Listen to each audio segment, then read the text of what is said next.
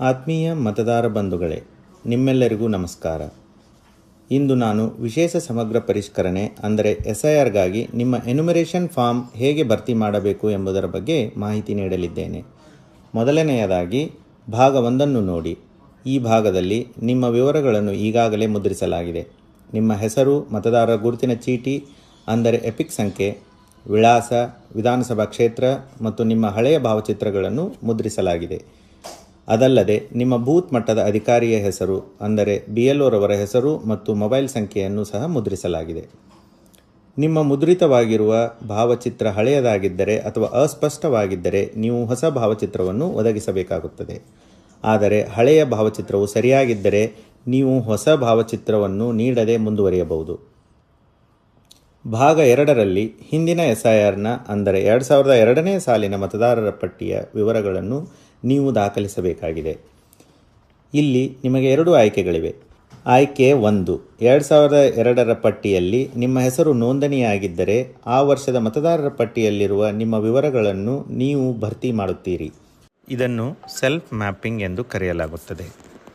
ಆಯ್ಕೆ 2, ಒಂದು ವೇಳೆ 2002ರಲ್ಲಿ ನಿಮ್ಮ ಹೆಸರು ನೋಂದಣಿಯಾಗದಿದ್ದರೆ ನೀವು ನಿಮ್ಮ ತಂದೆ, ತಾಯಿ, ಅಜ್ಜ ಅಥವಾ ಅಜ್ಜಿಯವರ 2002ರ ಮತದಾರರ ಪಟ್ಟಿಯ ವಿವರಗಳನ್ನು ಒದಗಿಸಬೇಕು. ಇದನ್ನು ಪ್ರೊಜೆನಿ ಮ್ಯಾಪಿಂಗ್ ಎಂದು ಕರೆಯಲಾಗುತ್ತದೆ. 2002ರ ಮತದಾರರ ಪಟ್ಟಿಗಳ ವಿವರಗಳು ನಿಮ್ಮ ಬೂತ್ ಮಟ್ಟದ ಅಧಿಕಾರಿಗಳೊಂದಿಗೆ ಲಭ್ಯವಿರುತ್ತದೆ. ಅದಲ್ಲದೆ ಮುಖ್ಯ ಚುನಾವಣಾಧಿಕಾರಿಯವರ ವೆಬ್ಸೈಟ್ ceo.karnataka.gov.in ಮತ್ತು ಭಾರತ ಚುನಾವಣಾ ಆಯೋಗದ ವೆಬ್ಸೈಟ್ voters.eci.gov.in ಹಾಗೂ ECI ನೆಟ್ ಅಪ್ಲಿಕೇಶನ್ನಲ್ಲಿ ಸಹ ಲಭ್ಯವಿರುತ್ತದೆ. ಭಾಗ 3ರಲ್ಲಿ ನಿಮ್ಮ ಪ್ರಸ್ತುತ ವಿವರಗಳನ್ನು ನಮೂದಿಸುತ್ತೀರಿ. ದಯವಿಟ್ಟು ಗಮನಿಸಿ, ಇಲ್ಲಿ ನಿಮ್ಮ ಜನ್ಮ ದಿನಾಂಕವನ್ನು ಕಡ್ಡಾಯವಾಗಿ ನಮೂದಿಸಬೇಕು. ಆದರೆ ನಿಮ್ಮ ಆಧಾರ್ ಮತ್ತು ಮೊಬೈಲ್ ಸಂಖ್ಯೆಗಳನ್ನು ನಮೂದಿಸುವುದು ಐಚ್ಛಿಕವಾಗಿರುತ್ತದೆ. ಅದರೊಂದಿಗೆ ನೀವು ಕುಟುಂಬ ಸದಸ್ಯರ ಹೆಸರುಗಳನ್ನು ಒದಗಿಸಬೇಕು. ಇದರಲ್ಲಿ ನಿಮ್ಮ ತಂದೆ, ಪೋಷಕರು, ತಾಯಿಯವರ ಹೆಸರು ಹಾಗೂ ಮದುವೆಯಾಗಿದ್ದರೆ ಗಂಡ ಅಥವಾ ಹೆಂಡತಿಯ ಹೆಸರನ್ನು ನಮೂದಿಸಬಹುದು.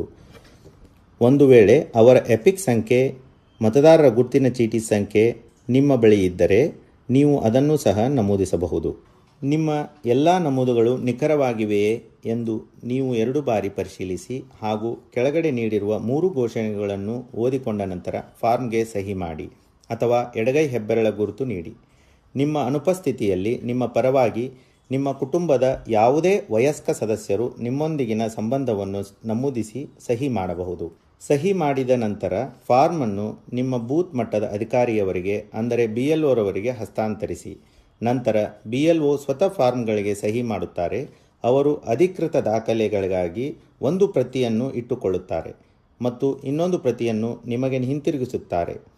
ದಯವಿಟ್ಟು ಈ ಹಿಂತಿರುಗಿಸಿದ ಪ್ರತಿಯನ್ನು ಸುರಕ್ಷಿತವಾಗಿಟ್ಟುಕೊಳ್ಳಿ, ಏಕೆಂದರೆ ಇದು ನಿಮ್ಮ ಅಧಿಕೃತ ಸ್ವೀಕೃತಿಯಾಗಿರುತ್ತದೆ.